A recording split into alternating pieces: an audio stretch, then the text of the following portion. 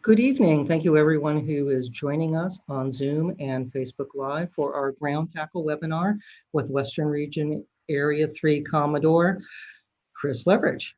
Chris is a just retired Lieutenant Commander from the United States Coast Guard. He grew up in Sea Scouts on the Sea Scout ship Griffin in Redwood City, California. He actually recruited me into the program and we earned quartermaster together. He is now in Alameda, California, helping Northern California and Nevada Sea Scouts grow and sustain during the pandemic. Chris has been on everything from Coast Guard small boats to the Bark Eagle to buoy tenders. So he has lots of sea time, great experience and knowledge that he's going to share with us, along with some recorded video clips from Sea Scouts from the Viking and Corsair of San Francisco. And we will begin in just a moment. Chris?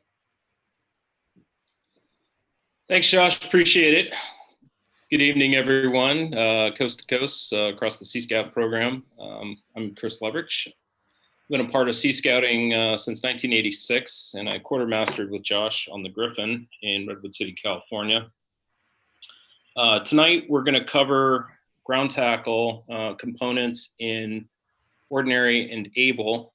And basically, what tonight's content really is are the fundamentals and nomenclature for ground tackle. That's all the equipment, hardware, related to anchoring. I've got a prompt here. There we go. Sorry about that. And then we're going to talk about the hardware in context to basics of anchoring. So ground tackle is the equipment and hardware. Anchoring is the event activity or the intent of the hardware. So these are the fundamentals, and they kind of lead into the other components, both in ordinary and able, but they will make sense as we go through it because they build on content.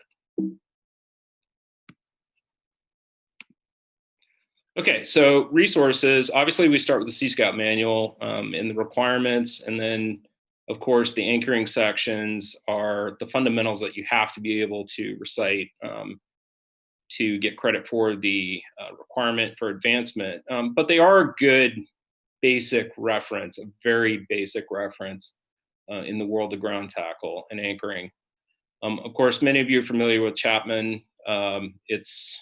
If it's not in your house or on your boat, it probably should be. It's a great resource for a lot more expanded, and it's kind of a common fundamental across the yachting, boating, and we even have in the Coast Guard as an easy reference. But there's a lot of resources online. And most of you are familiar with Boat US has free instructional videos and programs you can take, some of which qualify for state boater cards. But nevertheless, it's also a good reference. And of course, the internet across the board has tons and tons of resources, but take it with a grain of salt. There's a lot of opinion sewn in there. So, kind of contrast and compare people's opinions about seamanship and anchoring. Okay, moving forward. Okay, so I'm your live host tonight, and I'm Western Region Area 3, which is Northern California and Nevada. We have 32 units in the area, and two of our top performing units are in San Francisco, the Corsair and the Viking. And so we had the youth this week, or this past week, help out with the presentation, describe the components in Alameda, California. And young man's name is Badwang, and the young lady's name is Kaislin. And behind the camera in production was Mary Kate Busher. She's quartermaster with the Viking. And just so everyone knows too, because of pandemic considerations, anyone on camera was unmasked, but at a safe distance from the rest of the crew. We were all wearing masks for the entirety of the production. All right, moving forward. Okay, so ordinary 8A, name the parts of a stock and stockless anchor. You can see here just by the diagram, there's a significant part, and you can see the stock at the top, but we'll let our youth take it away. All right, so this is ordinary ground tackle requirement 8A. This one is name the parts of a stock anchor and a stockless anchor. So this one is an old-fashioned anchor. It has a stock. So start off, you have your ring. That's where it connects the anchor to the boat, which leads to the stock. This helps keep the anchor balanced or prevents it from getting caught in its own chain. On the ends of the stock, you have the balls. That helps prevent chafing against your own boat when you're pulling it up. And to prevent the stock from sliding up and down in the shank, you have the key. But for the newer old fashions, you would have a clamp like this one compared to the old ones. That leads into the shank, which is like basically the main part of the anchor. That leads into the crown. The crown helps connect the shank and the arms together. On the end of each arm, it looks like you have big hands. So on the inside, these are called palms. They help catch the ground, whether it's sand, rocks, or other types of ground, I guess. And on the backside, you have the flukes. On the ends of each of these palms, you have the P or a bill. And on the edge, you would call these the blades. And that leads to the Danforth, which is a stockless anchor. There's this long rod right here. Some people call it a stock, some don't. It's highly debated. This is the crown here, which helps connect everything. These two big parts are the flukes, and this long part right here is the shank. Let me see. Another difference is that instead of having a ring, you're just gonna have a hole, which leads to the shackle, and that eventually leads on to the.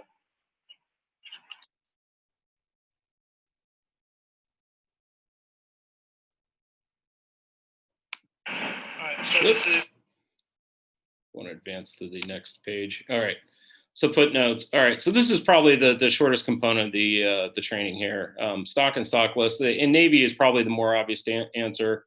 These are the basics and nomenclature of the parts of the anchor.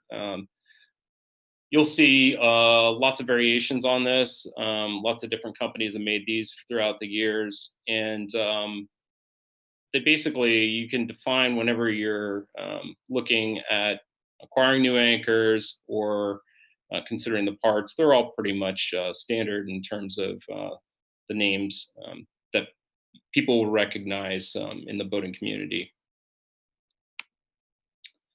Okay, so the next element is ordinary 8B. Describe 5 types of anchors. Describe each type, how each type holds the bottom, the kind of bottom which holds best, and the advantages and disadvantages of each type.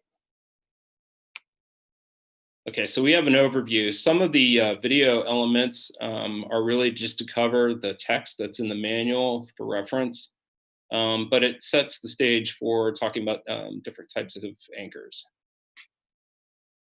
Choosing the proper anchor or anchors for any given boat depends on several factors. The load that the boat may place on the anchor, the types of the bottom in which a particular anchor may be used, and the type of anchor rod and anchoring materials.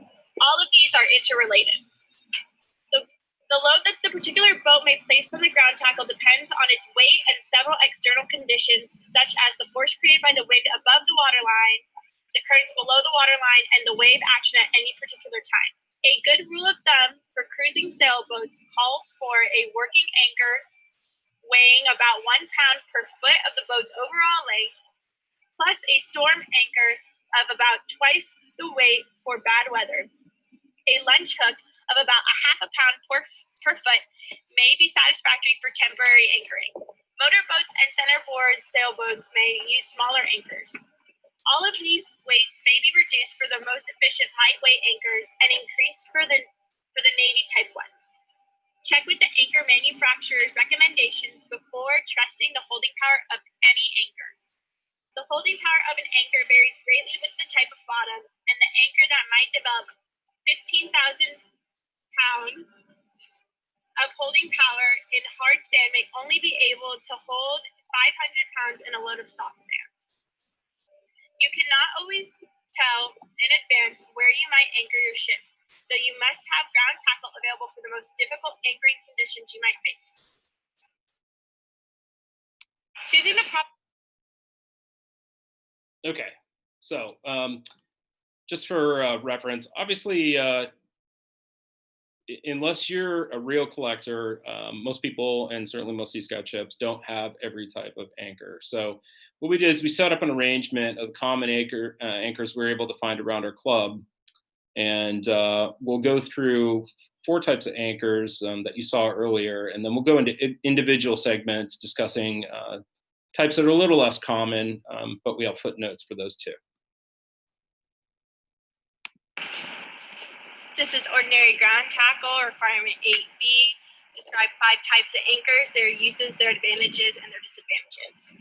This is an old-fashioned anchor. What's great about this is it has the stock that it has allows it to roll and catch a bite within it pretty easily. It's great in most grounds. And what's cool about this one is that it can store easily. So if you took out the key, what would happen is it would come all the way out and then fold flat with the rest of the anchor.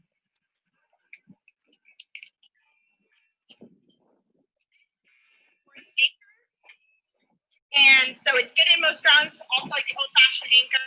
What's cool about this one is that the weight of its shank allows it to fall and catch easily within both of its fluke. It doesn't have a great turn arc there, but what happens is that there's a big change is that these on the end will allow it to readjust easily and catch something else quickly. This is a Navy anchor. It works basically with just its weight. What's cool about these guys is that it has what's called shoulders that allow it to fall at an angle so that it can get a good bite in whatever kind of ground that you're in. Most grounds work well for this one as well. This is a plow anchor. What's great about these guys is that they're designed to dig in very deep. So it is able to hold its original bite for a long time, as well as this has the radius of about 60 to 90 degrees. If there was a big change in the way your boat was facing, some of the new ones have a bail on the back, which will also help it reset easily, but it also might drag a little bit longer than the other anchors you've seen here. This is also good for most grounds.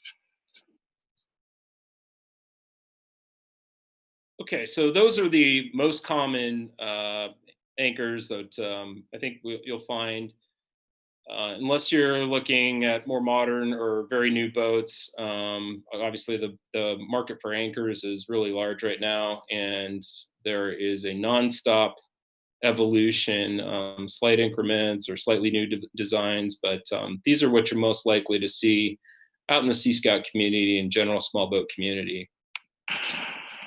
This is okay. The next probably most common would be the Northill, and we'll go ahead and play a short clip that's based from the Sea Scout manual. Another comparable model is the Northill. This anchor is light and relatively efficient. The Northill has a stock at the crown instead of the ring at the end, adding to the anchor's holding power when the flukes are buried. The arms are at right angles to the shank, and the broad flukes are set at a carefully engineered angle to ensure a quick bite into the bottom. Right. So the biggest advantage, obviously, is stowing. The Northa was originally invented to be a compact anchor for seaplanes. Actually, something would fold really small and fairly light, and would work in most bottoms. Um, However, because the flukes are very sharply raked, they will get a quick bite, but they have a tendency also to get snags. So you got to be careful on rocks in particular.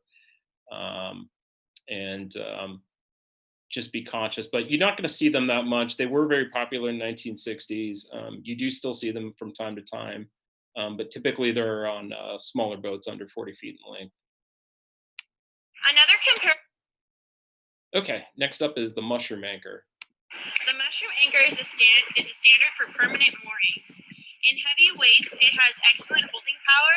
It has a cast iron bowl at the bottom of the shank. So this basically works by digging its way into the bottom over time. And that's right. So you'll either see very large versions of the mushroom anchor that are several hundred pounds to over 1,000 pounds, very, very easily. And they're really used for permanent mooring. That small one you see there is really almost a lunch hook for a very small craft. And it would have to be in sheltered conditions. It will get a bite, and the advantage is it does roll on the bottom, but it's really meant to, because of its weight, set on the bottom and slowly sink into sediment over time. And over a couple years, additional sediment buildup will just leave the end of the shank out with the mooring cable or chain. And you used to see these were very common on light ships. And if you go to a lightship museum, you'll probably see one up on the bow. Okay, the next up is the homemade anchor. You can fashion a simple anchor by placing a large bolt into a number 10 can and then filling the can with concrete. This is suitable only for very small boats in calm waters. This is typically used for either, like it said, small boats in very light conditions, or sometimes can be used by Coast Guards within the 5,000 to 16,000 pound.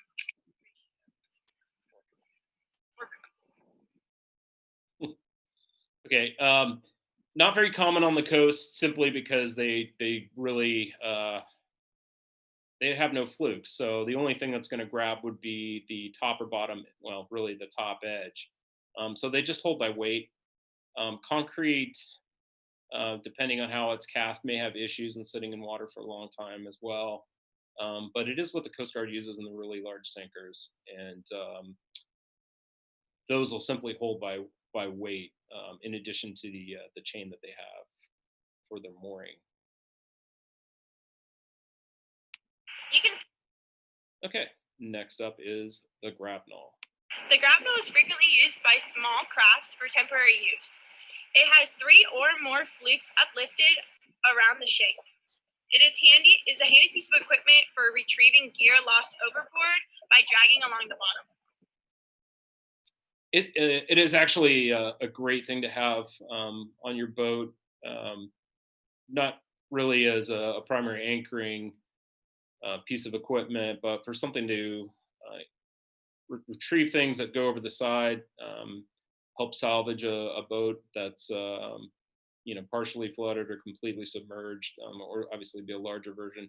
But really, it's also kind of for a smaller craft. It's very convenient in kayaks and things like that, to deploy if you're going to really drop a lunch hook.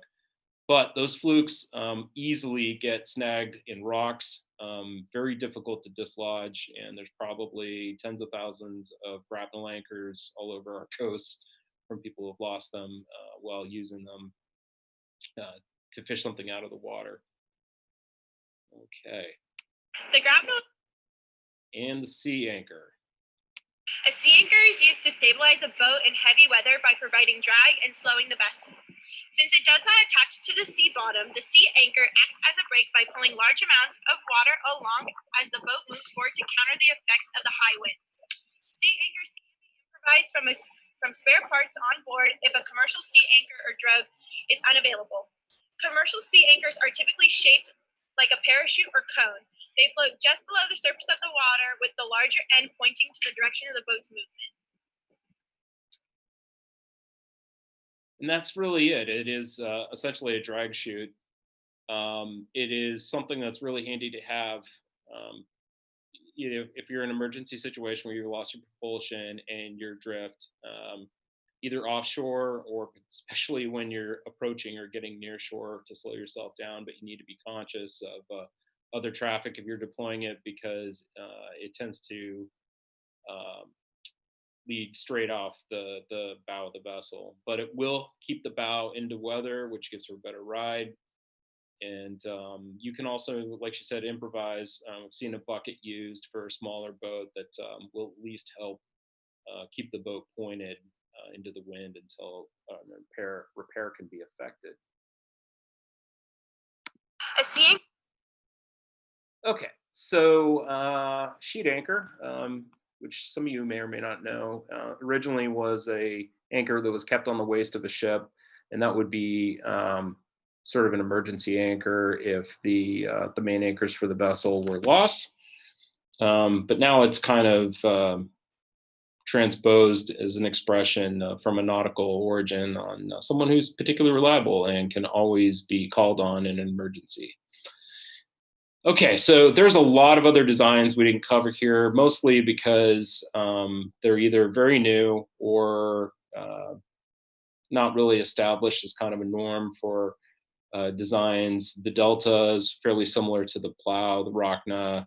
The Claws, you'll see, especially in a lot of sailboats and cruisers.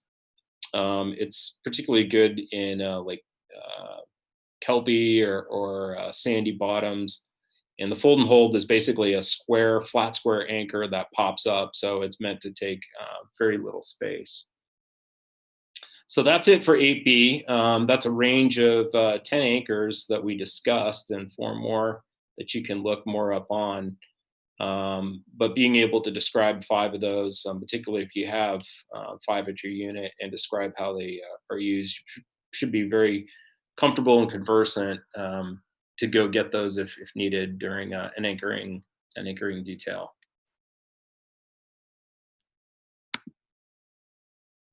Okay, Abel, 8B, identify the parts of the anchor cable, starting with the anchor and ending with the vessel.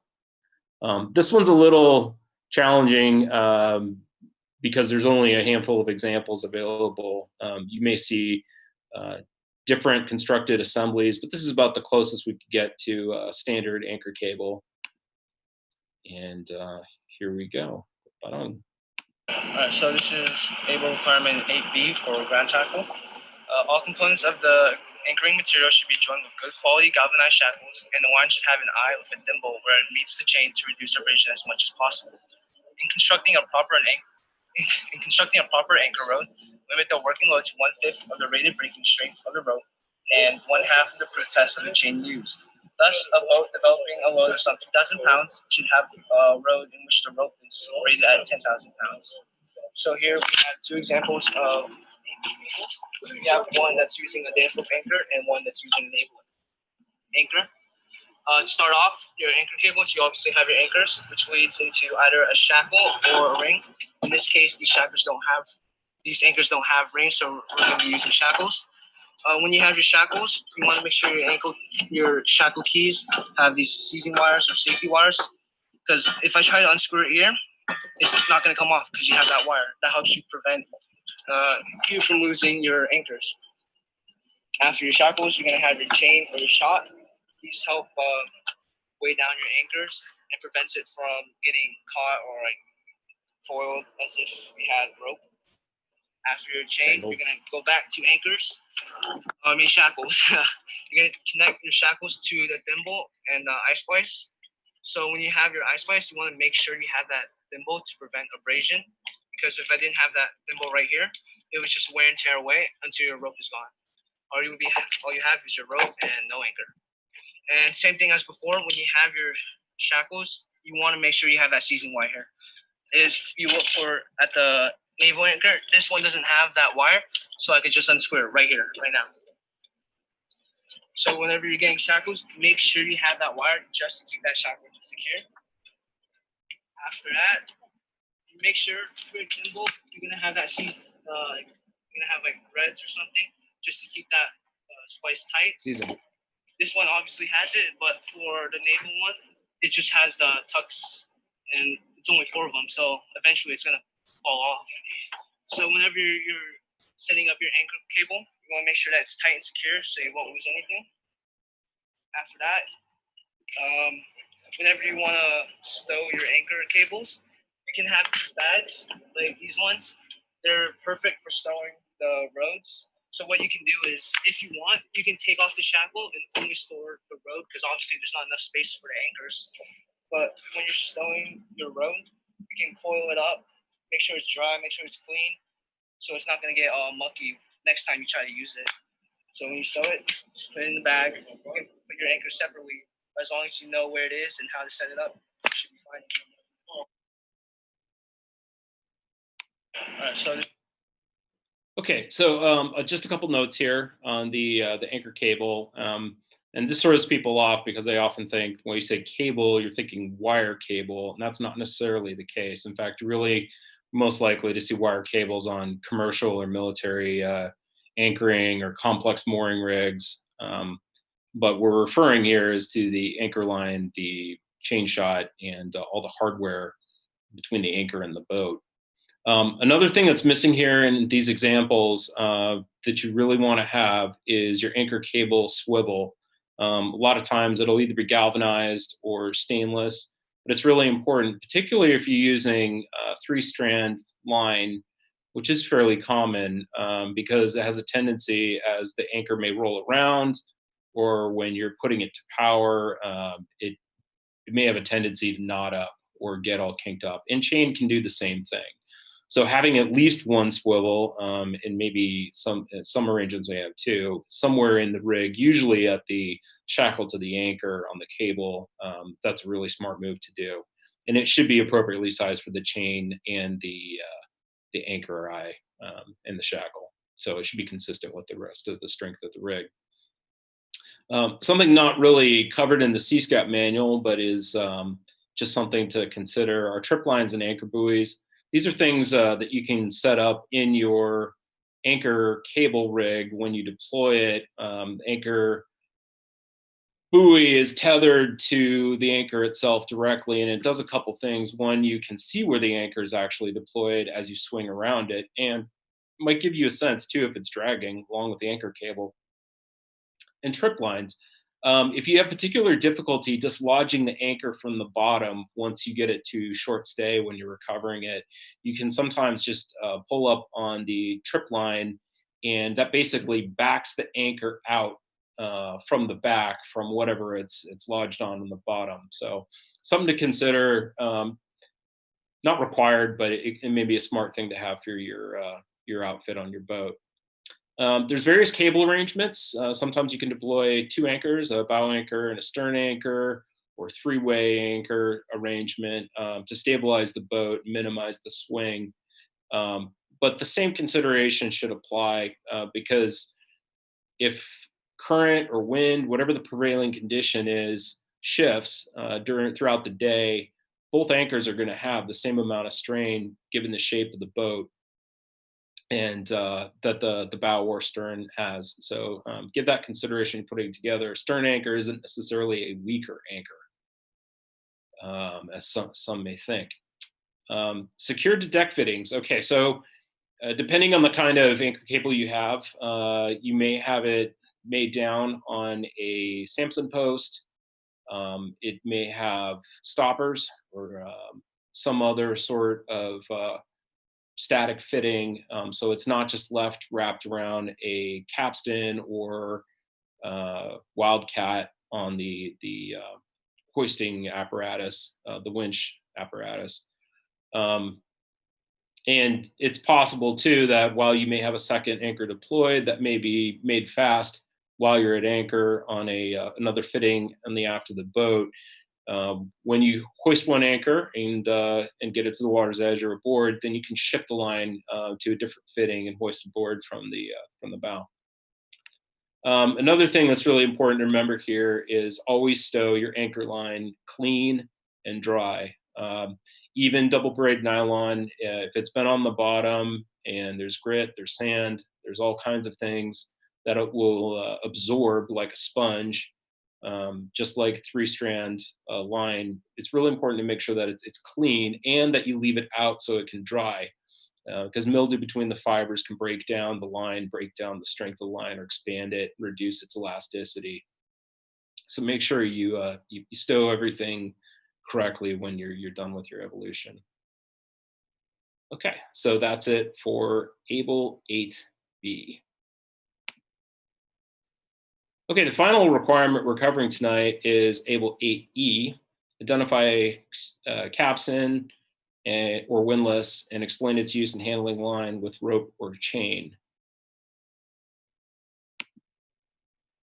Okay, so there's a little bit of a correction. We were going strictly based on the, when we were constructing the outline for this video webinar, we're looking at the nomenclature that was strictly in the Sea Scout manual.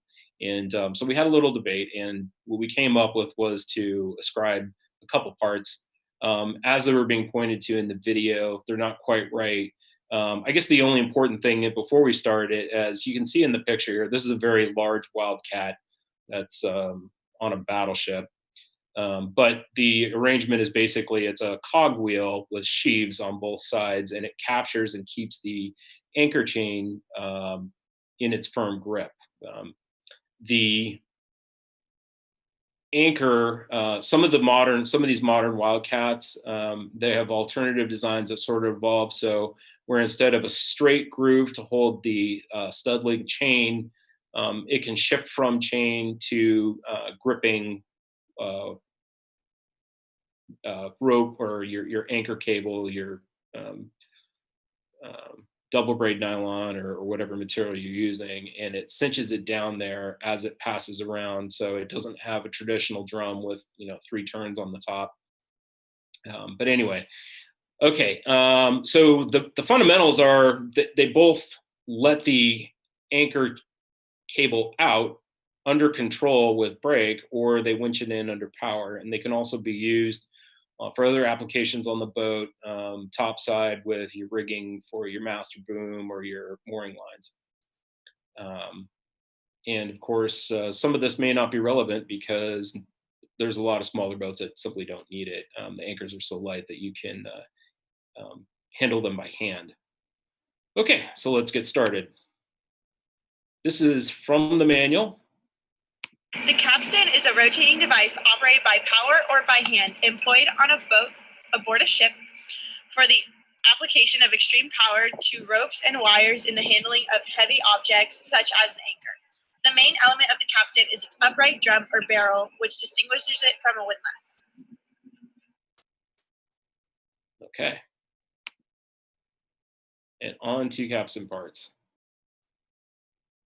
Okay, so here we have a capstan, and when looking at the capstan, you can see its base, which is right here, and then you can see its pawl ring, which is from here to here, and these are also pawls, these little things that catch the chain. Then you have its barrel or drum, and then this one doesn't have any welts or pigeonholes, but where the pigeonholes might have been is your drum disengagement and also your braking mechanism for it to stop. This is the head of the capstan, and then this collects the chain and brings it down into the chain box as it's bringing the anchor up. Here are the 2 buttons, and it either eases out or brings up the anchor, depending on what button you press. So here we have. Okay, and then we'll talk about the windlass. Alright, so if you don't want a capstan or it just doesn't work for your boat, you also have a windlass.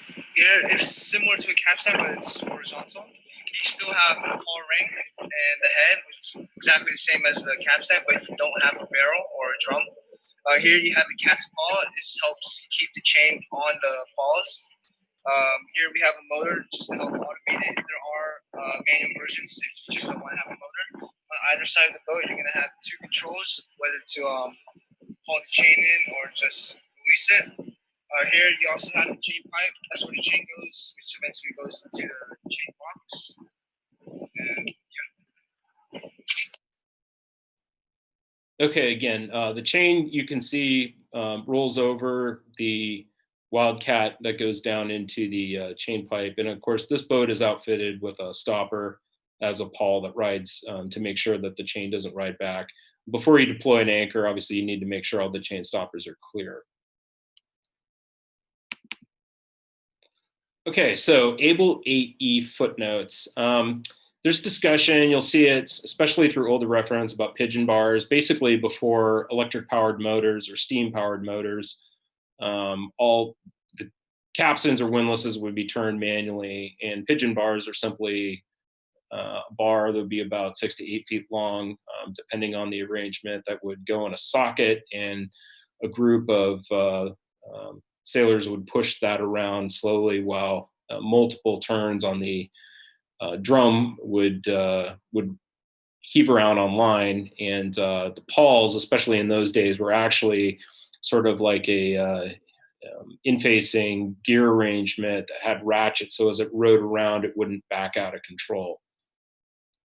All right, so an important thing to note too, especially with older boats that need replacement of their drive motor and or the entire capstan or windlass arrangement, these things have to be specifically verified for use on the kind of boat that you're using with the sort of anchor arrangement that you're going to use. There's specific tolerances for how much load they can handle. Of course, what is the capacity of the boat to support the load of the motor itself?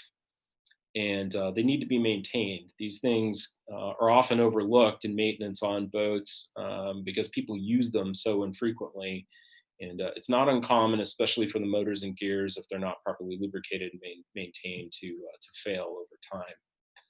Okay, so why a windlass over a capstan or vice versa?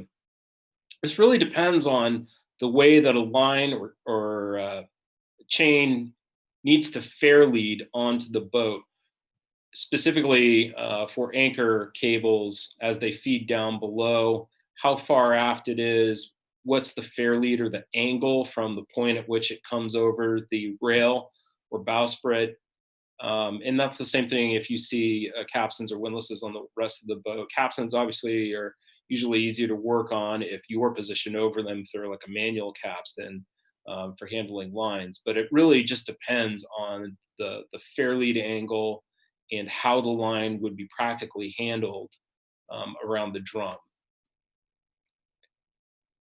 Okay, pawl is part of a chain stopper, and we talked about this earlier, and it's basically a piece that rides sort of like a flapper over chain links as they're coming in, and it prevents, if it were to, for some reason, lose brake control, the chain to back out uncontrolled, and also would secure the anchor when it's housed or in its pocket. Okay. All right, so this is a lot of content in terms of nomenclature and definitions and descriptions and considerations, right? Well, that's not all that exciting until you actually go and deploy an anchor. Here in Area 3, we're big fans of the 26-foot Navy motor whaleboats. They're great training platforms because a bunch of people can be on board and see what's going on in the open hull arrangement. They're also just about the biggest size that you're not going to have some sort of capstan or windlass to heave around an anchor. So everything can be handled by hand. We'll play a short video clip of some training we've done here over the last few years, both in Lake Tahoe and also here in the San Francisco Bay.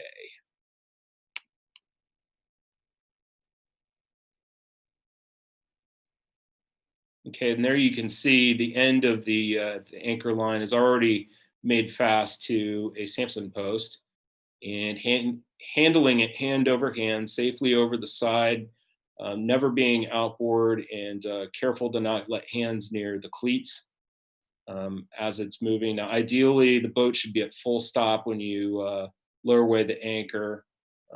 This instance, we're pretty much at a full stop. You see the anchoring going down. We don't throw anchors. That's a cool view. I think that was actually in Tahoe. And here we are paying out line. And having someone on the bow pointing in the direction how the line is tending So whoever's driving the boat has an idea as the boat's backing down if it is dragging or if the boat's shifting. It just gives reference to make sure that the line is not tending aft towards the control surfaces in the stern of the boat. Okay, so that's just a real quick demonstration. And at this point, I would open it up for a discussion.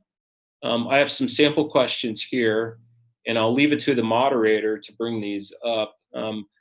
I can answer some of these questions. Some of them are really based on your particular preference or your experiential opinion. But let's go ahead and open this up for questions. So we have questions that are starting to come in. And again, more of a comment. I thought Lake Tahoe was bottomless. No, it's not, but it is super deep. It's like the same depth that the Titanic is at. So it's way down there. But yes, it's super blue and very clear. And we were able to get some amazing footage a few years ago. If you have a question, please type it into the Q&A box and we will answer it. So, the pre-questions that we have here, Chris, how does this material relate to other requirements? Okay, so before you can really get into handling any type of equipment, you need to have a pretty solid foundation on what the equipment is and how it's intended to operate before you can get into commands or how would you deploy that equipment when you're operating your boat in different conditions in different places. And you also, it's because it's not an abstraction, you're familiar with what's being talked about in other content. Now, you'll notice some of these requirements are not necessarily in sequence to how they're listed in the Sea Scout manual, but we looked at that and took into consideration that if you're getting into the other advancement requirements, and it talks about really more of how would you plan to use these things, you need to have a basis and background of the hardware and how the hardware works best.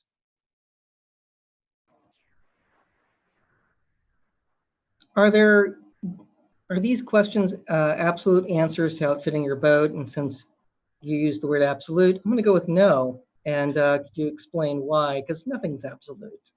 Yeah, it's maybe a bit of a rhetorical question to sort of to provoke. There are people with very firm answers that are absolute, that are their personal rules for boating. If you go on the internet, you know that just about any topic has millions of opinions. Some of them are hard to really discern if they're credible or not. There's no absolute answer. And the best way to really get a level of comfort with whether you have a good outfit is to go out and practice. Practice in different conditions, practice in different locations. And I would say a great way too is also to cruise with another unit or do activities on other people's boats and see how their outfit works, especially for anchoring. Anchoring, yes, it's an alternative to mooring if you're on a long cruise, but it is also really your your only emergency brake on the vessel. And being familiar with anchoring just in the spots that you like to anchor or would prefer to anchor doesn't mean you're really prepared. If you're transiting all kinds of different locations with different bottoms, different depths, different traffic, all these different considerations, go out and test these things, cruise with other units, talk with people, and form your own opinion. But recognize that boats are never done teaching you. So keep an open mind as you go on. So here's one that, we frequently say never throw an anchor. So we have a question, why not? What's the reason for not throwing an anchor? Well, if you're throwing an anchor, it means you're probably not tending it around a drum or wildcat that has some sort of brake control.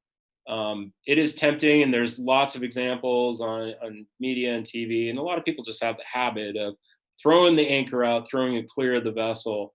Um, One of the risks of doing that is if you've faked out your anchor cable on the deck, once you throw an anchor, you're already starting a lot of momentum.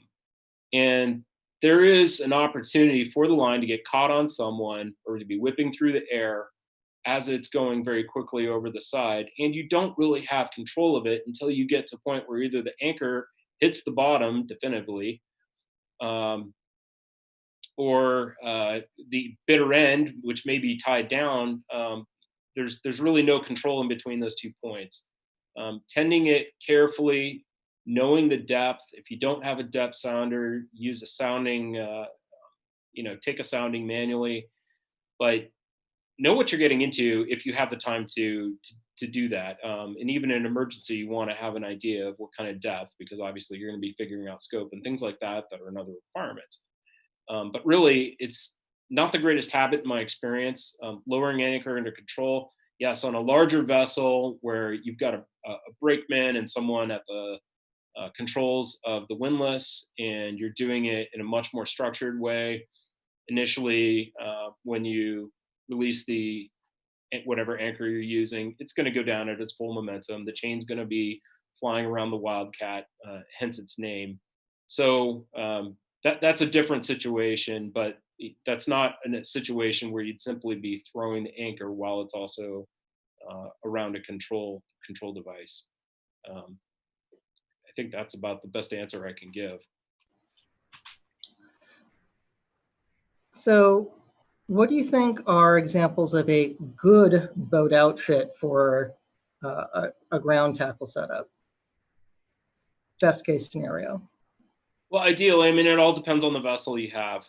Um, you can get a boat outfit with a donation you get, and it is what it is. You get the material in it, but you take the time to look at the vessel, do the calculations on what are probable loads that the anchor cable is going to be placed under, in the kinds of places that you go, with the particular dimensions of your vessel. I mean, do the math, and then figure out what you want as your primary anchor or anchor cable, and as well as a secondary or a backup. And your secondary backup may be also the thing that you use for a stern anchor. But having redundancy in the boat as much as practical is usually a good idea. If something fails, and having something else to lean on. I'll give a real quick sea story. I was on the Bark Eagle as a bosun's mate, and we were at anchor off Miami Beach, and we had a microburst directly over the ship.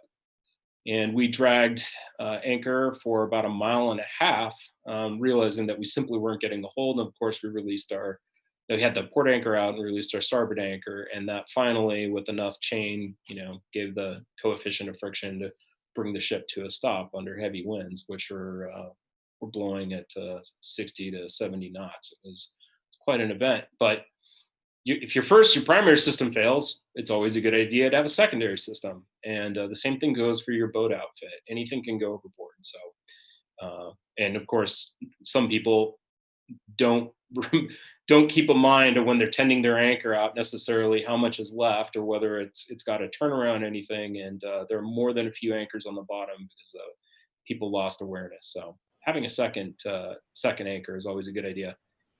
And in addition, if the boat is really impractical to hand tend line on, definitely consider installing a windlass. And of course, you'd want to get professional consultation when you do that. But you want to have a practical outfit that you're going to be able to handle with the number of people you could count on to be on your crew. And that should all be factored in. We have a great question, and we could give this as a supplemental list or in a future webinar. And the question is, what would you give examples of commands for deploying, retrieving your anchor? Do you use hand signals between bow and helm? It really depends on the layout of the vessel, how big it is, how many people you're talking about in your evolution. And the commands are really it's really content for other advancement requirements, really. Whether you used hand signals or voice command. Um, if you're using hand signals, that requires people to be watching one person. So, for instance, when I was on a buoy tender as a non-rate, everyone's going to be watching either the safety officer or the buoy deck cap leader, right? So that's a natural course of the evolution. When you're putting an anchor over the side, typically people are arranged around the boat in positions where they may or may not be able to see a hand signal. But if you're using voice commands, especially if you're using radios, if the boat's big enough, or you can use a loud hailer alternatively. Ideally, if people have their attention on what they're doing and their eyes are on what they're doing, I'm a little bit more in favor of voice commands. But your typical command would be to let go an anchor and then give commands to whoever's handling the windlass controller and the brakeman to speed up or slow down the release of the anchor cable or chain. And counting out shots, fathoms as they go out, so everyone's aware of how much anchor chain is out, and gives them an idea of how close they're getting to when they need to slow down the release and be prepared to set the stopper and watch if the anchor chain is apparently holding. So there's a lot of people in that evolution. It can be fairly complicated. Now, if it's just a couple people on a boat, then ideally you should be able to pass commands directly, and it's a bit more simple. And the more you practice it, the probably the less correction or corrective detail there is. A really tuned crew knows how to do this confidently, and has already talked before they started the evolution. That's one of the biggest things too, is if you're not, it doesn't matter whether you anchor a lot or anchor fairly and frequently, just the minimum that you need to. It's always important to get everyone together and talk about what you're going to do beforehand. What are the conditions? How deep is the water? How much cable or chains going over the side? And make sure everyone understands that, from the beginning to the point where you secure and set the anchor watch, what's going to happen and what may alternatively happen if things don't go per plan. I hope that's about as much as I can get into without outlining an entire anchor evolution. Which again, that can be a separate webinar, or when we can really get back on the water, try to do something live, but one step at a time. So, but a very, very good question. Well, Chris, want to thank you for your time. That was the last question that we had. We will have more webinars in the month of July. We have a piloting one coming up on July 6th, and with part 2 on July 8th. There will be another Coast Guard Auxiliary webinar as well. And we're recruiting speakers for a couple other ideas that we have that can be helpful. So I want to thank everyone for tuning in on Zoom and Facebook Live. And Chris, thank you for your time and expertise. And everyone, have a wonderful evening. Thank you and take care. Thanks, everyone. Have a good night.